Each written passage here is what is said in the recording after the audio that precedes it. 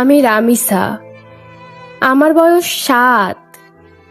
হ্যাঁ, যার জন্য বিচার চাইছো তোমরা। আমার ছবি, আমার মুখ এখন ফেসবুকের সব থেকে বড় মুখ। আমার মতো রামিসার জন্য তোমরা কি করতে পারবে?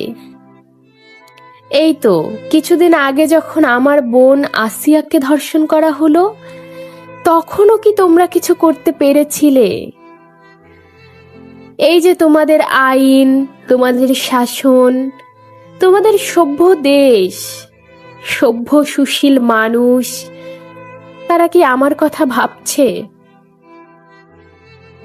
এই দেশে তো আমার মতো কত রামিসাকে ধর্ষণ করা হয়েছে, কতজন রামিসার যৌনাঙ্গ ক্ষত বিক্ষত করা হয়েছে, শরীর থেকে আলাদা করা হয়েছে হাত, পা, মাথা, চুল।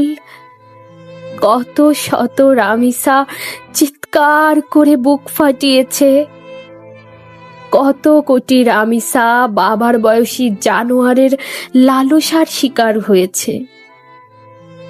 যেদিন আসিয়া তার বোনের শ্বশুরের কাছে, ভাসুরের কাছে সারা রাত ধর্ষণের পর মারা গেল, সেদিন কত আন্দোলন মিছিল, জনগণের কত আহাজারি, কত সুশীল সমাজের ফেসবুক পোস্ট, কত স্ট্যাটাস, আরো কত কি। আমার বেলায়ও তাই। 2 দিনের আন্দোলন, জনগণের আহাজারি, কয়েকশো ফেসবুক স্ট্যাটাস, তারপর সব শেষ।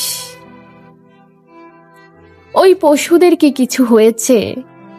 ওই পশুদের মা, বোন, সন্তান আছে নাকি নেই? মানুষের পেটে জন্ম নাকি কোনো পশুর পেটে? তোমরাও তো আমায় ভুলে যাবে। আমি তো তোমাদের 2 দিনের আলোচনার পাত্রী। আমি তো ধর্ষকদের 2 দিনের বিনোদন এখন। এই দেশ আমাকে ভুলে যাবে। আমার জন্য কিসের এত লোক দেখানো, কিসের এত প্রতিবাদ, কিসের এত ভার্চুয়াল স্ট্যাটাস?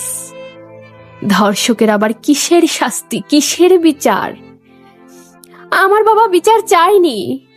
না না, আমার বাবা বিচার চায়নি। আমার বাবার হৃৎপিণ্ড ছিঁড়ে ফেলা হয়েছে। আমার মা নীরবেই চোখ মুছে যাচ্ছে। আমার মায়ের কিছুই করার নেই। তোমরা আর বিচার চেয়েও না। আমরা তো সভ্য জাতি। যা আমার অধিকার, তা যদি তোমরা ভিক্ষা চাইতে থাকো, তবে তো তোমাদের সভ্যতায় কলঙ্ক লাগবে, কলঙ্ক লাগবে। তোমরা আর বিচার চেয়েও না। আমার বাবা বিচার চায়নি।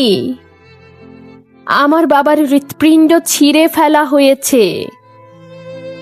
আমার বাবা বিচার চায়নি। তোমরা আর বিচার চেয়েও না। তোমরা তো সভ্য জাতি। তোমরা তো সভ্য জাতি।